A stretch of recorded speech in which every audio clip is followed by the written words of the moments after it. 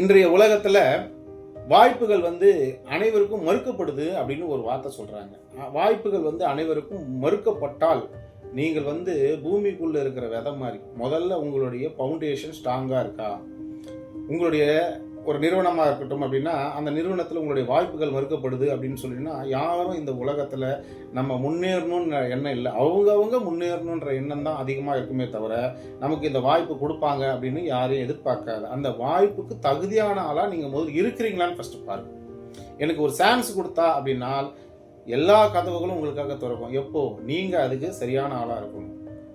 நம்மளுடைய டென்லுக்காரு அப்படின்னு பார்த்தீங்கன்னா சின்ன வயசுல வாய்ப்பு கிடைக்குமா அப்படின்னா வாய்ப்பு கிடைச்சி உள்ள போறார். அப்போ அவருடைய வெற்றி எதை நோக்கி இருந்தது? அவர் அந்த வாய்ப்பு கிடைச்ச உடனே அவருடைய திறமையை காமிச்சனால அவர் வெற்றியாளர். இதுவே நம்மளுடைய கிரிக்கெட் கேப்டன் டோனி எடுத்துக்கோங்களேன்.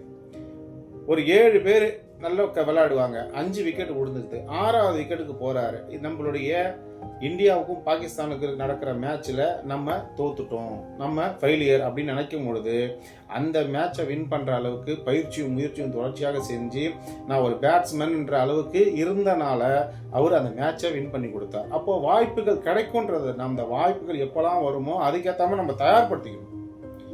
எப்போ நான் படிக்கிறேன் அப்படின்னா படிச்சா மட்டும் போகாது, உங்களுடைய ரிசல்ட் என்ன? நான் காலையிலேருந்து சாயங்காலம் வரைக்கும் படித்தேன், ரிசல்ட் ஃபெயிலியர்னு சொன்னால் அந்த வாய்ப்பு எப்படி உங்களுக்கு வரும்?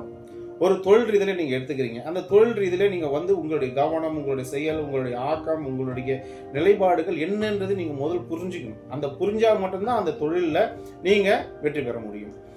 நீங்கள் ஒரு ரியல் எஸ்டேட், நாங்கள் ரியல் எஸ்டேட்டுக்கு வந்துட்டோம் சார், ரியல் எஸ்டேட்டில் நான் எப்படி சார் சாதனை புரியுது அப்படின்னு உங்களுடைய எண்ணம் இருக்குது அப்படின்னு வச்சுக்கோங்களேன். ரியல் எஸ்டேட்டில் முதல் என்ன அப்படின்னா அந்த ரியல் எஸ்டேட்டை பற்றி உங்களுக்கு ஓரளவுக்கு கருத்து உண்டான மாதிரி நாலேஜ் இருக்கா? அந்த ரியல் எஸ்டேட் சம்பந்தப்பட்ட ஆட்கள் கூட நீங்கள் பழகுறீங்களா?